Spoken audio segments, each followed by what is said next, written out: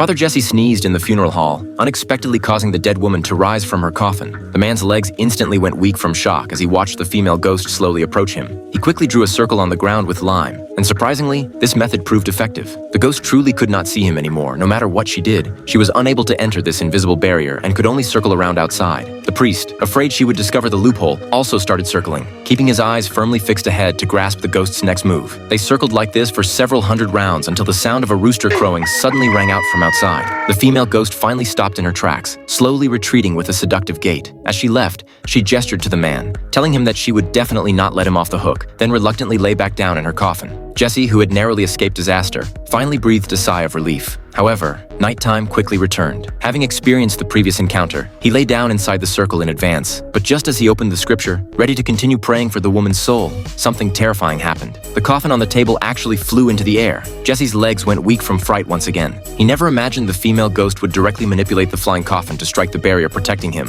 but it still could not break through. Jesse was no longer afraid and immediately took off his leather boots to fight back. As the rooster crowed again, the ghost had to return to her coffin in disappointment. Although her efforts had once again ended in failure, before closing her eyes, she still placed a small curse on Jesse.